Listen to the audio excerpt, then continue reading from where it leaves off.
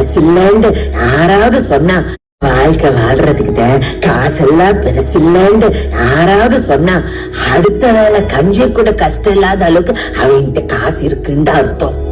அத பாத்துக்கிட்டு நீங்க ஊதாரி பொழப்பு பொழைச்சண்டா இப்படி நகை வச்சிருப்பாளா? அத்தாலும் அப்பனும் சொத்து தர மாட்டாங்களே, அடுத்த வாய பாத்துக்கிட்டு தெரிஞ்சுக்கணும்.